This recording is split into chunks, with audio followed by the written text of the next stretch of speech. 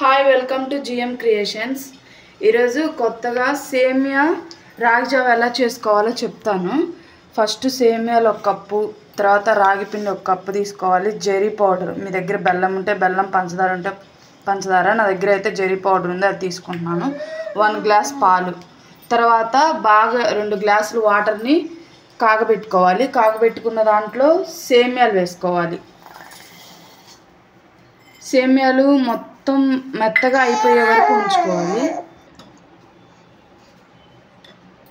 సేమియాలు కాగాయి, తర్వాత వాటర్ కొంచెం తీసుకొని రాగిపిండి ముందు కలుపుకోవాలి, లేకపోతే ఉండలు కడుతుంది. అది పోస్తున్నాను. అది పోసి కలిపుకోవాలి.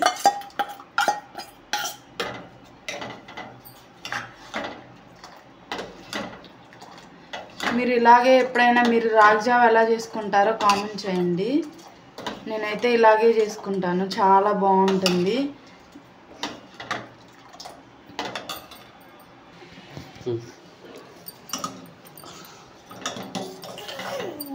రాగి జావ రెడీ అయింది. ఫైనల్గా జరీ పౌడర్ వేసుకుంటున్నాం. పంచదార కూడా వేసుకోవచ్చు, మీ ఇష్టం.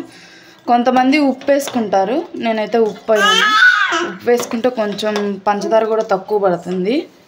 తర్వాత ఇదంతా ఇలా అయిపోయాక ఫైనల్గా పాలు పోసుకోవాలి. ముందే పోసుకుంటే కొంతమంది ఉప్పు వేసుకుంటారు, కాబట్టి ఆ ఉప్పు అనేది విరిగిపోతూ ఉండిద్ది. ఉప్పు వేసుకునే వాళ్ళు వేసుకోవచ్చు, లేకపోతే అలాగే తాగొచ్చు. అంతా అయిపోయింది. చిన్నపిల్లలకు పెట్టచ్చు, పెద్దవాళ్ళు కూడా చాలా మంచిది తాగడం వల్ల, వేడి తగ్గుతుంది ఒంట్లో. నేనైతే రాగి జావలో అప్పుడప్పుడు సగ్గుబియ్యం వేస్ట్ చేసుకుంటా, సేమియా వేస్ట్ చేసుకుంటా, ఇలా పాలు పోసుకొని తాగుతాను, మజ్జిగ కూడా తాగుతాను. మీరు ఎలా చేసుకుంటే అలా చేసుకోండి. Please subscribe and share bell icon. ఫైనల్గా పాలు పోసాను.